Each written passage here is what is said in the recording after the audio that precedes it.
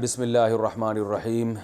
آج تفسیر کا لیکچر نمبر 52 ہے اور 30ویں پارے کی آخری صورت ہے آج، یعنی آج انشاءاللہ ہمارا 30واں پارہ ختم ہو جائے گا۔ اس سے پہلے لیکچر میں بھی میں نے کہا تھا مگر وہ لمبا ہو گیا تھا تو وہ صورت ختم نہیں ہو سکی تھی، یعنی جو آخری صورت ہے۔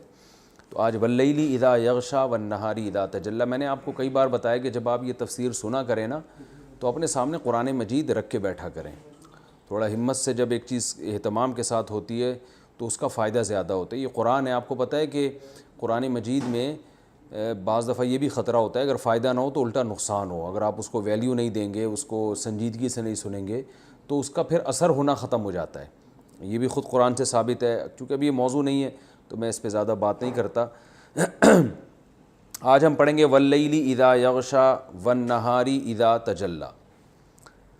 واللیلی قسم ہے رات کی، اذا یغشا، اذا کا معنی جب، یغشا غشی یغشا کا معنی ڈھانپ لینا، جب وہ ڈھانپ لے یعنی جب وہ چھا جائے رات۔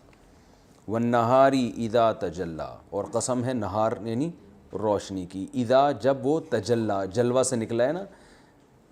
اس سے پچھلے لیکچر میں بتایا تھا نا میں نے کہ تجلی کس سے اردو میں لفظ کون سا استعمال ہوتا ہے؟ جلوہ، یعنی اپنے آپ کو ظاہر کرنا۔ تو والنہاری اذا تجلی، تجلی اصل میں تھا تکلفہ والا باب ہے، باب تفاعل، تجلیا۔ اور قسم ہے دن کی روشنی کی جب وہ پھیل جائے، واضح ہو جائے۔ وما، اور قسم ہے ما اس چیز کی، خلقا جو اللہ نے پیدا کیا، الذکر والانثی یعنی مذکر اور مؤنث، یعنی اس چیز کی بھی قسم جس کو اللہ نے پیدا کیا، مذکر اور مؤنث یعنی نر اور مادہ کی بھی قسم۔ قسمیں اٹھا کے اللہ کیا دعویٰ کرتے ہیں؟ ان سعیکم، بے شک سعیکم تمہاری کوشش، سعی کہتے ہیں کوشش کو، اللہ شتا، لام تاکید کے لیے، شتا کا معنی ہوتا ہے مختلف، عربی میں یہ لفظ استعمال ہوتا ہے شتا، کیا معنی ہے؟ مختلف۔ بے شک تمہاری کوششیں کیا ہیں؟ مختلف ہیں۔ کیا مطلب؟ بھئی اللہ نے قسم اٹھائی رات کی اور دن کی، یہ مختلف ہیں کہ نہیں ایک دوسرے سے؟ اپوزٹ ہے نا بالکل۔ تو اسی طرح مذکر اور مؤنث ایک دوسرے کے بالکل اپوزٹ ہے۔ عورت نام ہے کمزوری کا، مرد نام ہے طاقت اور قوت کا، تو یہ بالکل اپوزٹ ہے۔ اس کائنات کا نظام میں ایکویلٹی نہیں ہے، جو پچھلے لیکچر میں بھی یہی بات آئی تھی نا، مساوات نہیں ہے۔ اللہ تعالیٰ نے مختلف طرح کی چیزیں مخلوق پیدا کی ہیں جو بالکل ایک دوسرے کے اپوزٹ ہیں۔ تو اسی طرح اللہ فرماتے ہیں تم یہ کیسے سمجھتے ہو کہ تمہاری کوشش اور عمل بھی ایک جیسا ہو؟ بہت زبردست بات ہے کہ ہماری کوششیں بھی کیا ہیں؟ ڈیفرنٹ ہیں، وہ بھی ایک دوسرے سے کیا ہیں؟ مختلف ہیں۔ وہ کیسے مختلف ہیں؟ آگے اس کا ذکر ہے کہ کچھ لوگ ایسے ہیں جو عمل کرتے ہیں جو عمل اچھا کہلاتا ہے، اور کچھ ایسے ہیں کہ جب وہ عمل کرتے ہیں تو وہ برا کہلاتا ہے۔ تو انسان بھی سارے برابر نہیں ہیں، بلکہ کچھ اچھے ہیں اور کچھ برے ہیں۔ جو آخرت کے منکر ہیں گویا بزبان حال وہ یہ دعویٰ کرتے ہیں کہ مرنے کے بعد سب ختم، تو نہ کوئی اچھا نہ کوئی برا۔ تو اللہ فرماتے ہیں ایسا کیسے؟ اس کائنات کے بیس اس پر ہے ہی نہیں۔ کائنات کا نظام کی جو بیس ہے وہ اسی پر ہے کہ اس کائنات میں دن ہوگا رات ہوگی، ٹھیک ہے نا؟ اور انسانوں میں بھی اللہ نے جوڑے بنا دیے، تو ہر چیز ایک دوسرے کے یعنی مختلف طریقے چیزیں پیدا کی ہیں۔ تو انسان عمل کے لحاظ سے بھی مختلف ہے، اچھا بھی اور برا بھی۔ اب اچھے کون ہیں؟ وہی مثال قرآن جزیات کے ضمن میں کیا بیان کرتا ہے؟ اصول۔ تو کچھ جزیے بیان کرتا ہے کہ اچھوں کی وہ بڑی علامت کیا ہے، وہ کیا ہے؟ فَأَمَّا، پس بہرحال کچھ بھی ہو جائے، کچھ بھی ہو جائے گا کیا مطلب؟ کہ پیسہ ہو یا نہ ہو، عزت ہو یا نہ ہو، صحت ہو یا نہ ہو، اس سے کوئی فرق نہیں پڑتا۔ ہر حالت میں کامیابی کا معیار ایک ہی ہے، وہ کیا ہے؟ من اعطا، من وہ شخص، اعطا جس نے عطا کیا، جو دینے والا بنا۔ اعطا اصل میں کیا تھا؟ اعطا یا اکرما کی طرح، یعنی جس نے دینا سیکھا، سخاوت، بیوی پہ خرچ، بچوں پہ خرچ، والدین پہ خرچ، غریبوں پہ خرچ، جو دے رہا ہے، واتقا اور بچ بھی رہا ہے ساتھ ساتھ، یعنی برائیوں سے بچتا بھی۔ آپ نے بہت سے ایسے سخی دیکھے ہوں گے، بڑا دے رہے ہیں، کھلا رہے ہیں چور، ٹھیک ہے نا؟ رشوت لیتے ہیں، شراب پیتے ہیں، زنا کرتے ہیں، نماز چھوڑ دیتے ہیں، تو ایسا سخی نہیں۔ اللہ فرماتے ہیں جس نے دیا، واتقا اور خود اپنے آپ کو بچایا بھی اس نے۔ تو کن چیزوں سے بچایا؟ یہ قرآن میں دوسرے مقام پر آتا ہے، برائیوں سے بچایا۔ تو جو دے گا اور برائیوں سے بچے گا، وصدق بالحسنی، اور اتنا بھی کافی نہیں ہے کہ آپ سخی بن جائیں، برائیوں سے بچیں، بلکہ اسلام میں عقیدے کی ویلیو عمل سے زیادہ. تو عقیدے کا ذکر کیا کہ اس نے تصدیق کی، سچا قرار دیا. بالحسنی، حسنہ کیا ہے؟ حسن کہتے ہیں اچھی چیز کو نا. احسن دوسرے سے زیادہ اچھا، حسنہ اس کی مؤنث ہے، سب سے اچھا مؤنث کے لیے، کیونکہ یہاں کیا ہے کہ بالکلمۃ الحسنی، کلمہ موصوف ہے نا یہاں پہ، وہ اچھی بات کی تصدیق کی. تو بات عربی میں بھی مؤنث ہے، تو اس لیے اس کے میں احسن کے بجائے حسنہ کا لفظ استعمال ہو رہا ہے، کیونکہ بات عربی میں کیا ہے؟ مؤنث. اچھی بات کی اس نے تصدیق کی، یعنی صحیح قرار دیا اس کو. اچھی بات سے یہاں کیا مراد ہے؟ لفظ تو بالکل عام ہے، کوئی بھی اچھی بات ہے تو اس کی تصدیق کرتا ہے. اس میں عقیدہ بھی، تمام عقائد اس میں آ گئے جو اسلامی عقیدے ہیں. اللہ کا وجود، یہ اچھی بات ہے نا. ہر صحیح بات کیا ہوتی ہے؟ اچھی. تو درست بات کی تصدیق بھی کرتا ہے وہ. تو اللہ کے وجود کا اقرار کرتا ہے، اللہ کی توحید کا اقرار، اللہ کے پیغمبروں کا اقرار، فرشتوں کا، رسولوں کا، جنت کا، جہنم کا، یہ تمام قسم کے اقرار. اور اسی طرح معاشرے میں کوئی بھی بات صحیح ہوتی ہے تو اس کی تصدیق کرنے والا. تو لفظ عام ہے، یعنی عقیدہ اس کا درست ہو، کانسیپٹ اس کے درست ہو. تو اس میں بیسک عقیدہ جو وہ تو شرط کے درجے میں، وہ کیا ہے؟ عقیدہ توحید و رسالت. تو کیا مطلب؟ ایمان والا ہو وہ. تو بعض مفسرین نے کہا یہاں اس سے کلمۃ الحسنی مراد ہے، اچھا کلمہ، یعنی کلمہ توحید مراد ہے. تو مشرک کا کوئی عمل مقبول نہیں ہے. تو اچھی بات کی تصدیق کی، یعنی اسلام کو درست قرار دیا، کیونکہ اللہ کا دین ہے، اللہ کی توحید کو مانا، جو بیسک عقائد ہیں ان سب کا اس نے اقرار کیا، اس کی تصدیق کی. فَسَنُيَسِّرُهُ لِلْيُسْرَى. فَسَنُ، فا کا معنی، پھر سا کا معنی عن قریب، نُيَسِّرُ نُسَبِّحُ کی طرح، سبح یسبح ہے نا. تو یسرا یُیسِّرُ، آسانی پیدا کرنا. یسر کس کو کہتے ہیں؟ آسانی کو کہتے ہیں نا، یسیر. تو نُيَسِّرُ، ہم آسان کریں گے، ہو اس شخص کو، لِلْيُسْرَى، آسانی کے لیے. یسرا کہتے ہیں آسانی کو. یسرا کیوں کہتے ہیں آسانی کو؟ آپ کو پتہ ہے، اضربو دوسرے کے مقابلے میں زیادہ مارنے والا، ایسرو دوسرے کے مقابلے میں زیادہ آسان. یسرا اس کی مؤنث، ٹھیک ہے. تو ہم اس کے لیے آسانی اس کو آسانی دیں گے، آسانی کے لیے. کیا مطلب؟ آسانی کے، جنت آسانی ہے نا، اس میں آسانیاں ہیں. تو یہاں مراد ہے جنت، یعنی ہم اس کو جنت میں کیا کریں گے؟ جنت لے جانے کے لیے اس کے لیے راستہ کیا کر دیں گے؟ آسان. آسانی کے لیے اس کو آسانیاں پیدا کریں گے اس کے، یعنی اس کا جو صحیح بامحاورہ ترجمہ ہوگا، ہم ایک آسان چیز کے لیے اس کو آسانیاں دینا شروع کر دیں گے. کیا مطلب؟ جنت کی طرف اس کے قدم جانا شروع ہو جائیں گے. وَأَمَّا، اور بہرحال کچھ بھی ہو جائے، مَن بخیلا، وہ شخص جس نے بخل کیا، کنجوسی. اس سے پتہ چلتا ہے بھائی اسلام میں سخاوت کتنی بڑی نیکی، اور بخل جس کو آج کل کمال سمجھا جاتا ہے، یہ کتنی بڑی نحوست ہے. اللہ نے جنت اور جہنم کی جو علامات بیان کی ہیں اور جو معیار بیان کی ہیں، وہ شروع یہاں سے ہو رہے ہیں. جو دے گا وہ اچھا، اور جو کنجوسی کرے گا وہ کیا ہے؟ برا. تو پیسوں پہ سانپ بن کے بیٹھ جانا، اور یہ بس میرا پیسہ، میری دولت، میری انویسٹمنٹ، میری جو ہے وہ بچت اور میرا اکاؤنٹ، یہ سب چیزیں مسلمان پہ زیب نہیں کرتی.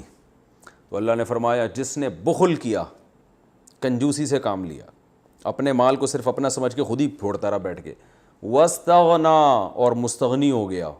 کس سے؟ اللہ سے. کیونکہ جو بخیل ہوتا ہے نا، وہ مستغنی سمجھتا ہے اپنے آپ کو. کس سے؟ اللہ سے. وہ سمجھتا ہے مجھے اللہ کی ضرورت نہیں ہے بالکل بھی، کیونکہ میرا پیسہ ہے تو سارے میرے کام میرا پیسہ ہی بنا دے گا. تو اللہ کی اس کو ضرورت محسوس نہیں ہوتی، اس لیے وہ برائیاں بھی کرتا ہے، کنجوسی بھی کرتا ہے، کسی کا خیال نہیں کرتا، نہ رشتہ داروں کا، نہ گھر کا، نہ گھر میں خرچ کرے گا، بس کھانے پینے پہ لگا رہتا ہے، اپنا پیسہ اسٹاک کرنے میں لگا رہتا ہے. تو اللہ فرماتے ہیں اس نے، وہ مستغنی سمجھتا ہے نا اپنے آپ کو اللہ سے. دیکھو جو اپنے آپ کو اللہ کا محتاج سمجھتا ہے، اسے پتہ ہے پیسے سے نہیں ہوتا، ہوتا کس سے؟ اللہ سے. تو اگر میں بخل کروں گا، کنجوسی کروں گا، تو اللہ تو مجھے ویسے بھی ہلاک کر سکتا ہے. پیسہ چھین سکتا ہے تو اللہ کی راہ میں کیا کرے گا؟ خرچ کرے گا، کیونکہ وہ سمجھتا ہے بھائی میں اللہ سے بے پرواہ نہیں ہو سکتا، مجھے سب سے پہلی ضرورت اللہ کی ہے۔ تو اللہ نے فرمایا وَأَمَّا مَن بَخِلَ وَاسْتَغْنَىٰ وَكَذَّبَ بِالْحُسْنَىٰ، اور اس نے جھٹلایا اچھے کلمے کو۔ وہ اچھا کلمہ کیا ہے؟ یعنی اللہ کے وجود کو جھٹلایا۔ یہ اللہ کے وجود کو تو نہیں جھٹلایا، اللہ کی توحید کو جھٹلا دیا۔ یہ اللہ کی توحید کو تو نہیں جھٹلایا، پیغمبر کا انکار کر دیا، یا پیغمبر کا انکار تو نہیں کیا لیکن آخرت کا انکار کر دیا۔ تو کیونکہ قرآن جب بروں کو بیان کرتا ہے تو کامل درجے کے بروں کو، جو عقیدے کے لحاظ سے بھی برے ہوں اور عمل کے لحاظ سے بھی۔ تو اللہ فرماتے ہیں فَسَنُيَسِّرُهُ لِلْعُسْرَىٰ، ہم اس کو آسانی پیدا کریں گے، عسرا ایک تنگی کے لیے، یعنی عیش و عشرت میں پڑے گا لیکن قدم اس کے کہاں جائیں گے؟ عسرا۔ اعسر عسیر کہتے ہیں مشکل، تو یسرا کا اپوزٹ عسرا آتا ہے، یعنی وہ تنگی کیا ہے؟ جہنم۔ فرمایا وما یغنی عنہ مالہ، ما یغنی کئی بار پہلے آ چکا ہے، نہیں فائدہ پہنچائے گا عنہ اس کو، مالہ اس کا مال، اذا جب وہ تردہ جہنم کے گڑھے میں گرے گا۔ تردہ اصل میں تھا تردیا، تکلفا، باب تفعل، اس کا معنی ہوتا ہے بلندی سے پستی کی طرف گرنا، جیسے کوئی کھائی میں گرتا ہے نا، تو جہنم بھی حدیث میں آتا ہے بہت گہری کھائی کی طرح ہے، بہت گہرے کنویں کی طرح ہے، اللہ تعالیٰ سب کو محفوظ رکھے۔ تو اللہ فرماتے ہیں جب یہ اس گڑھے میں گرے گا تو اس کی دولت جس پہ یہ سانپ بن کے بیٹھا ہوا تھا اور سخاوت نہیں کرتا تھا، اس میں واجب حقوق ادا نہیں کرتا تھا، تو یہ دولت اس کے کام نہیں آئے گی۔ اِنَّ عَلَيْنَا لَلْہُدَىٰ، کیا پیارے کلمات ہیں۔ اللہ فرماتے ہیں بے شک علینا، ہمارے اوپر ہے، ہماری ذمہ داری ہے، لام تاکید کے لیے، الہدیٰ ہدایت، یعنی راستہ دکھانا یہ ہماری ذمہ داری ہے۔ تو گویا اللہ یہاں گویا کہ اللہ واضح لفظ میں بتا رہے ہیں ہم نے تمہیں راستہ دکھا دیا ہے کہ جنت والا راستہ سخاوت والا راستہ ہے اور ایمان والا اور برائیوں سے بچنے والا، اور جہنم والا راستہ کون سا ہے؟ کنجوسی والا اور آخرت کو جھٹلانے والا، یہ راستہ جہنم کی طرف لے کر جاتا ہے۔ تو ہمارے ذمے تھا سیدھا راستہ دکھانا، یعنی ہم نے وہ راستہ تمہیں دکھا دیا ہے۔ وَإِنَّ لَنَا، اور بے شک لنا ہمارے ہی لیے ہے، للآخرۃ لام تاکید کے لیے، الآخرۃ آخرت بھی، والاولیٰ اور آخرت سے پہلے والی جو زندگی ہے یعنی دنیا، مالک ہم ہی ہے زندگی کے، یہاں بھی ہم تمہارا کنٹرول ہمارے ہاتھ میں اور وہاں بھی ہمارے ہاتھ میں، یہاں جس کو چاہے رزق بڑھا دیں، جس کو چاہے رزق کم کر دیں، تو بادشاہت ہماری ہے۔ تو عقل مندی کا تقاضا یہ ہے کہ اللہ کا اپنے آپ کو محتاج سمجھ کے اس کے احکام کی بجاوری کرے۔ آگے اللہ فرماتے ہیں فَأَنذَرْتُكُمْ، فا کا معنی پھر،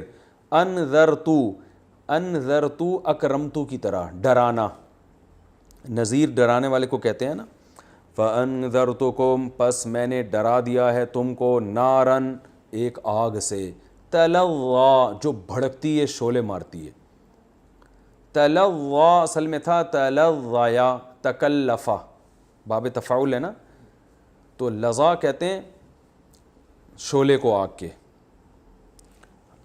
تو ہمارے حضرت کے ایک رسالہ بشارت اللظا لآکل الربا، ایک شعلے کی خوشخبری سود کھانے والے کے لیے۔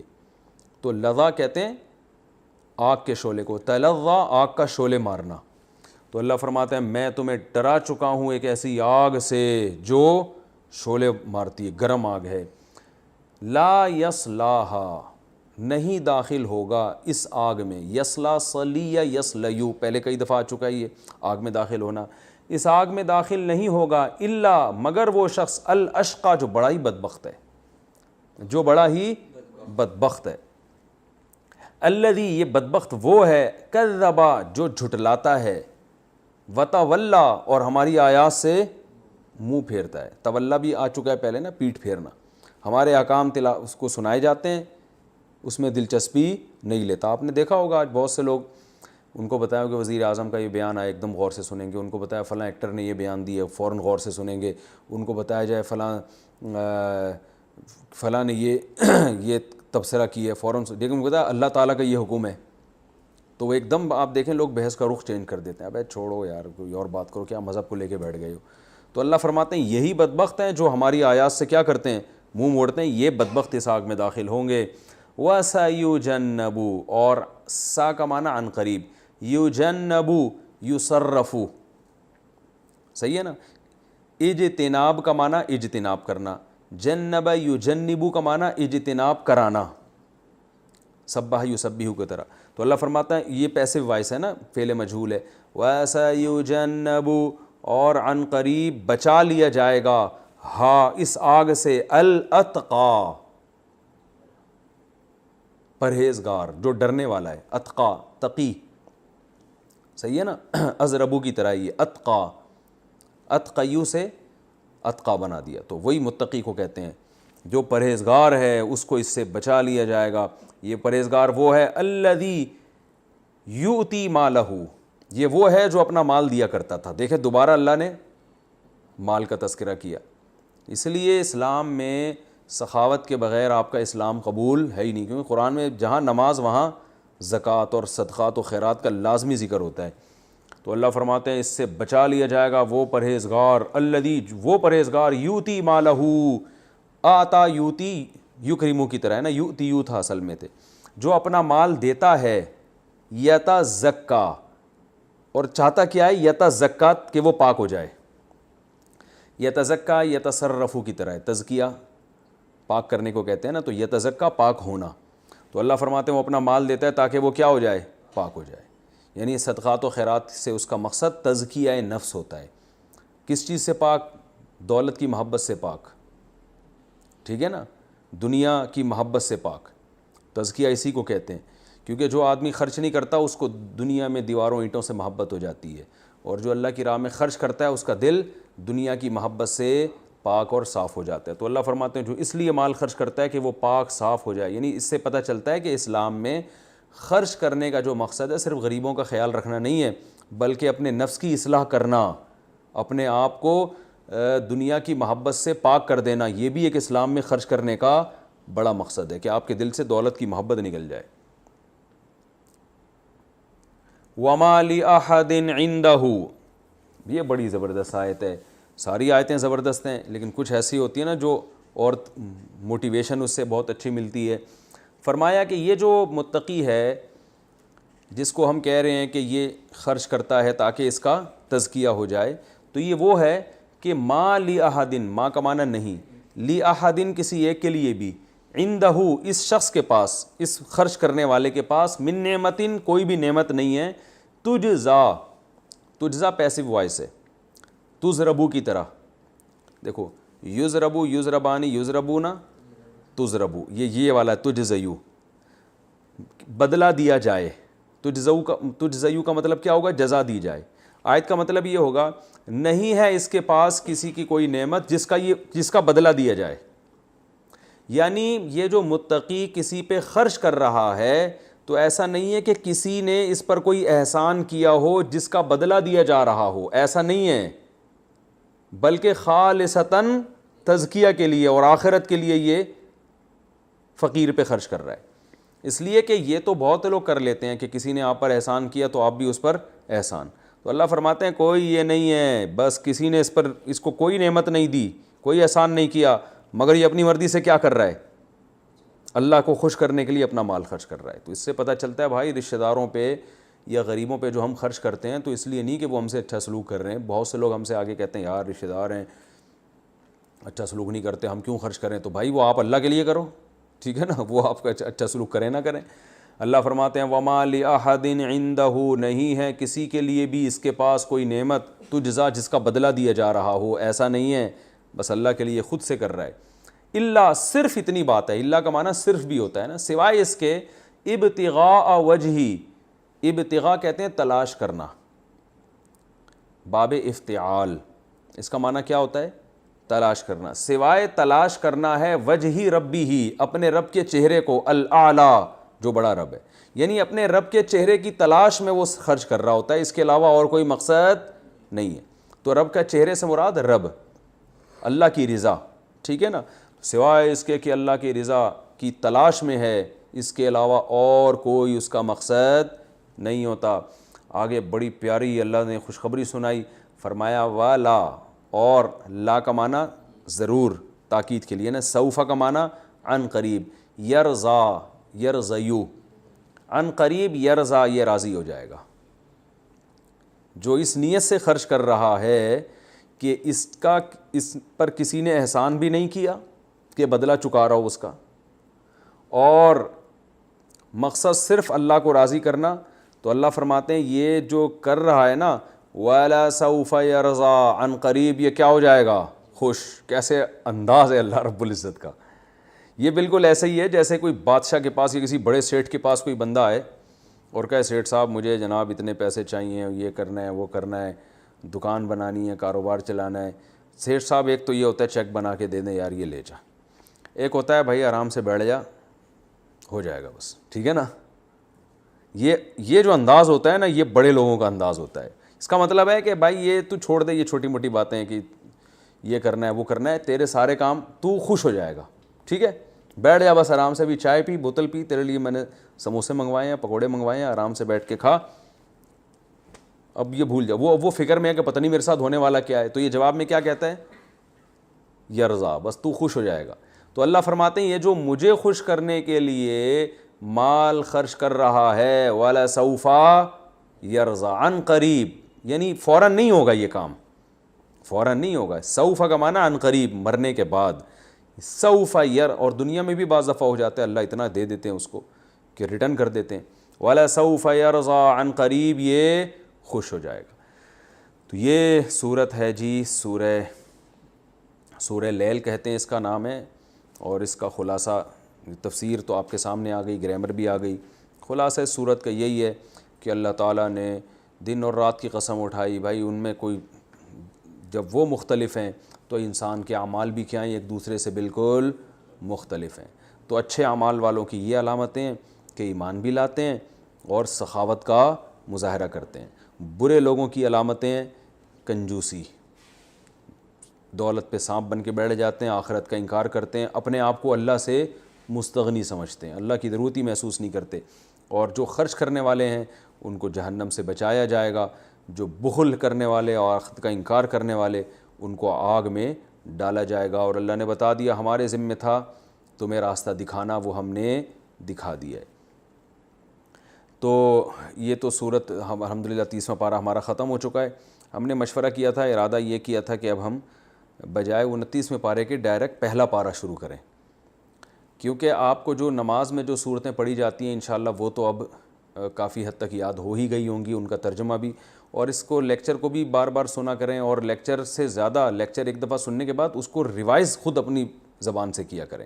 اس کا طریقہ یہ ہوتا ہے کہ جو صورت آپ نے پڑھ لی ہے لیکچر میں, آپ اپنے گھر والوں کو بٹھا کے ایک دفعہ اپنے الفاظ میں ان کو وہ ترجمہ بتا دیں. اس سے آپ ہمیشہ کے لیے آپ کے دماغ میں وہ بیٹھ جائے گا.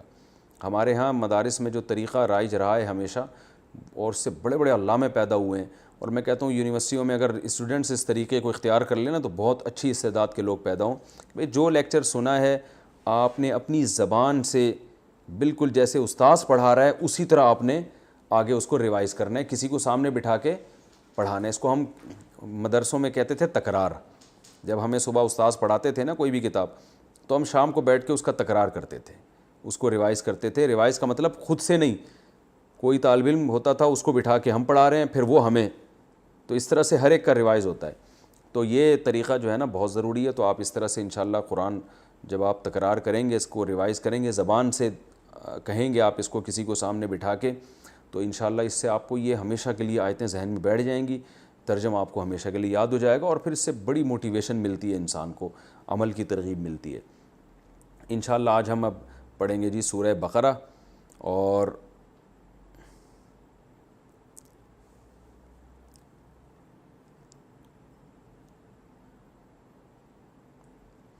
ہم نے سورہ فاتحہ تو الحمدللہ کمپلیٹ کر لی تھی. آج ہم پڑھیں گے جو سورہ بقرہ شروع کریں گے. سورہ بقرہ اور سورہ آل عمران, سورہ مائدہ, اس میں احکام بہت ہیں. آپ نے دیکھا ہوگا 30ویں پارے میں صرف آخرت کی باتیں آئی ہیں, احکام نہیں ہیں. تجارت کے مسائل اور ہمارے گھریلو مسائل, حکومت کے مسائل, ان سب چیزوں کا تذکرہ نہیں ہے, کیونکہ یہ مکہ میں نازل ہوئی ہے نا 30واں پارے کا زیادہ تر حصہ. تو مکہ میں تو صرف عقیدے کی اصلاح کی کوشش کی گئی ہے کہ پہلے آخرت پر یقین تو ہو, آخرت پر یقین ہوگا تو پھر انسان عمل کرے گا نا. تو سورہ بقرہ اور سورہ آل عمران اور مائدہ ان میں احکام بہت ہیں، تو دونوں کی ضرورت ہے۔ اچھا یہ صورتیں نسبتاً آسان بھی ہیں، سورہ بقرہ، آل عمران، 30واں پارہ اور 38واں پارہ مشکل بھی ہے، تو ہم نے ایک مشکل تو الحمدللہ پڑھ لیا، تو اب ہم انشاءاللہ سورہ بقرہ شروع کرتے ہیں۔ بقرہ عربی میں گائے کو کہتے ہیں، چونکہ اس صورت میں بنی اسرائیل کے گائے ذبح کرنے کا ایک واقعہ ذکر کیا گیا ہے، تو اس واقعے کے مناسبت سے اس صورت کا نام البقرہ رکھ دیا گیا۔ قرآن کی سب سے لمبی ترین صورت ہے یہ، اور اس کی بڑی فضیلت ہے۔ آپ صلی اللہ علیہ وسلم نے فرمایا جو لوگ سورہ بقرہ اور آل عمران تلاوت کرتے ہیں تو یہ دو صورتیں قیامت کے دن سائبان کی شکل میں آئیں گی، یعنی سورج کی تپش سے ان کو بچائے ہوئے ہوں گی اور ان کو بادل کی شکل میں ان پر سائبان بن کے آئیں گی۔ اور بہت سارے فضائل اور بھی ہیں سورت کے۔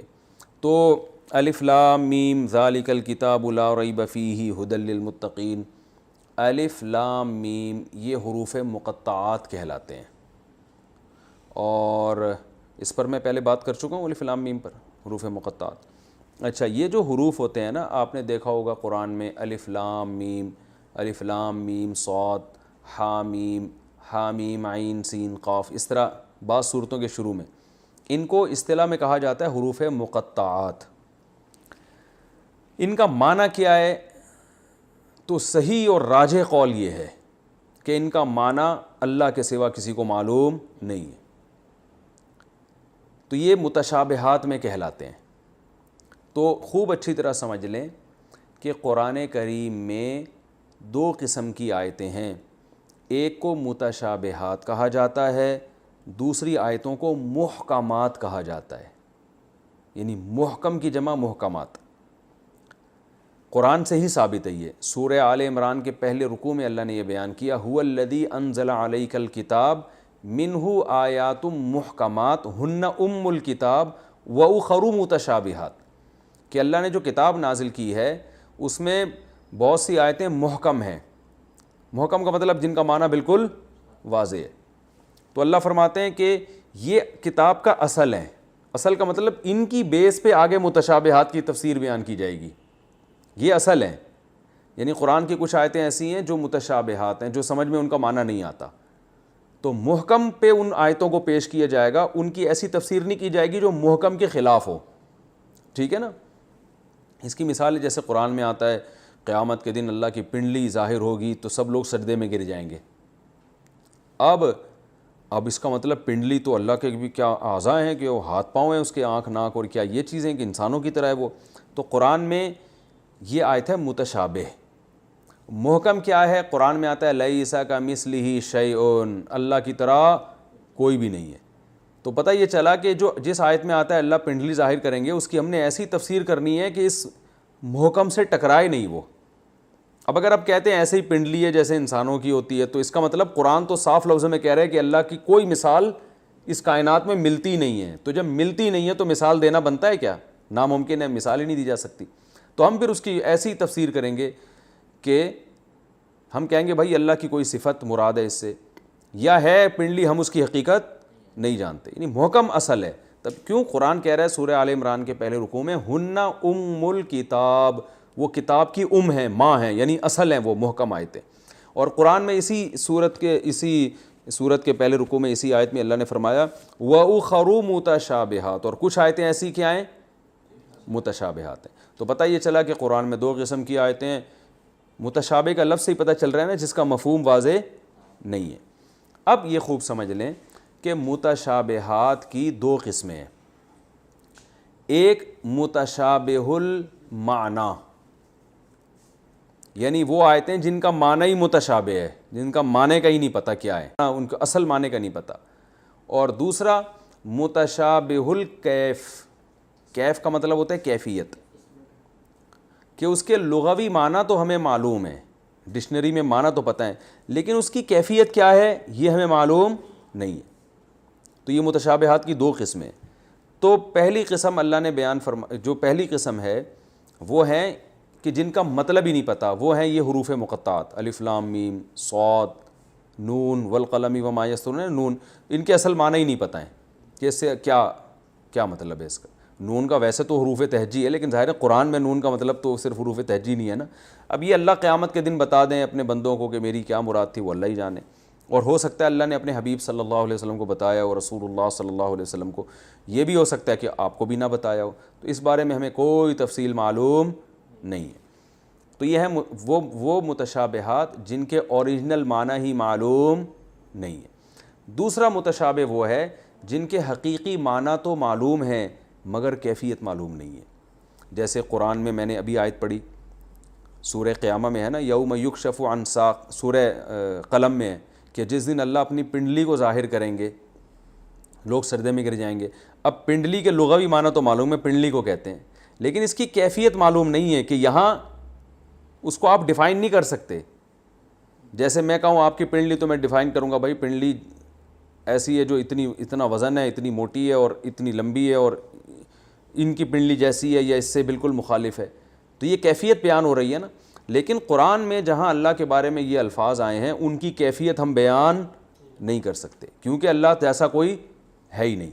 قرآن میں آتے ہیں الرحمن علی العرش استوى، اللہ تعالیٰ عرش پر ہیں، عرش تخت کو کہتے ہیں نا، بادشاہی تخت، تو ساتویں آسمان کے اوپر عرش اور کرسی ہے اور اللہ اس بادشاہی کرسی پہ جلوہ فروز ہیں۔ قرآن میں آتا ہے جگہ جگہ ہے، تو کرسی کا معنی تو کرسی ہوتا ہے، عرش کا معنی عرش ہوتا ہے۔ لیکن اب اللہ کے بارے میں یہ کہنا کہ اللہ کی کرسی اس طرح کی کوئی کرسی ہے جیسے ہماری کرسی ہوتی ہے یا کوئی ایسا تخت ہے جیسا ہمارا تخت ہوتا ہے، یہ ہم بیان نہیں کر سکتے۔ یہ کیفیت بالکل مجہول ہے، اس کے بارے میں بات کرنا بھی جائز نہیں ہے، سمجھ رہے ہو؟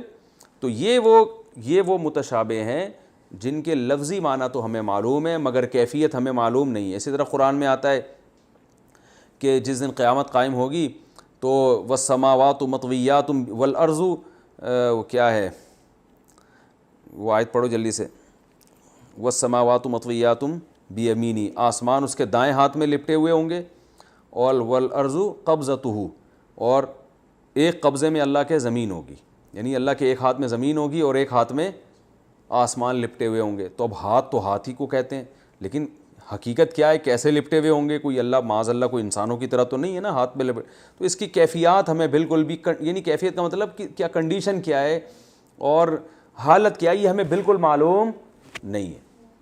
اور قرآن میں اس طرح کی بہت سی آیتیں ہیں، جیسے بلکہ حدیث میں بھی ایسے متشابہات ہیں۔ آپ صلی اللہ علیہ وسلم نے فرمایا کہ اللہ کے دو ہاتھ ہیں، وکلتا یدیہ یمین، اور اللہ کے دونوں ہاتھ دائیں ہی ہیں، لیفٹ ہینڈ نہیں ہے اللہ کا، اللہ کے دونوں ہاتھ کیا ہیں؟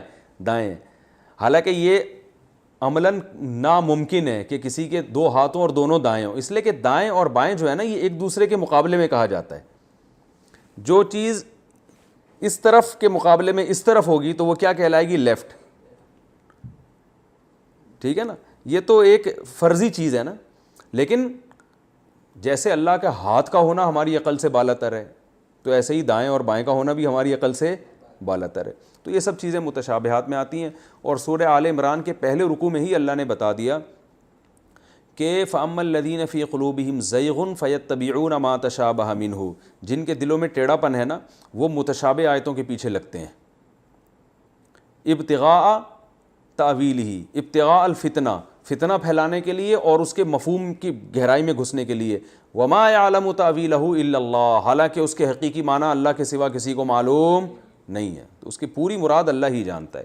تو ایسے متشابہات قرآن یا حدیث میں جہاں بھی آئیں گے تو ہم نے یہ کہنا ہے اللہ اعلم بمرادہ، اس کے پوری مراد اللہ ہی جانتا ہے، اس کے پورے حقیقی معنی کون جانتا ہے؟ اللہ جانتے ہیں، اس کی بحث میں جانا جائز نہیں ہے۔ باقی پھر اللہ نے ایسا کلام کیا کیوں کہ جس کے پورے معنی ہمیں پتہ ہی نہیں ہے، تو ایسی مبہم باتیں اللہ نے کی کیوں ہیں؟ تو دیکھیں جو حروف مقطعات ہیں نا جن کی حقیقت ہمیں پتہ ہی نہیں ہے، وہ اللہ کی اس میں بہت سی حکمتیں ہو سکتی ہیں، ہو سکتا ہے اس پہ اور راز اٹھیں ان باتوں سے۔ تو ایک بڑی وجہ یہ بھی علماء نے بیان کی ہے کہ اللہ یہ بتاتے ہیں کہ تمہارا علم ناقص ہے۔ ظاہر ہے اللہ کے کلام میں الف لام میم کا لفظ آیا، کوئی مفہوم تو ہوگا یقیناً، لغو لفظ تو آ نہیں سکتا، تو اللہ یہ بتانا چاہتے ہیں کہ جو میں تمہیں بتا دوں وہ تو تمہیں معلوم ہے، جو نہیں بتاتا وہ تمہیں معلوم نہیں ہے، تو تم یہ نہ سمجھا کرو ہمیں سب کچھ پتہ ہے۔ اور جو متشابہ المعنی ہے نا، یعنی متشابہ الکیف ہیں، وہ آیتیں جن کی کیفیت ہمیں معلوم نہیں ہے، ان کے بارے میں اللہ ہمیں بتانا چاہتے ہیں وہ آزمائش ہے ہماری، کہ تم جس طرح سے اللہ نے تم سے کلام کیا اور جو اس کی سرسری مفہوم تمہارے دماغ میں آ رہا ہے, اسی پر اکتفا کرتے ہو یا بلا وجہ گہرائی میں گھس کے فتنہ تلاش کرتے ہو؟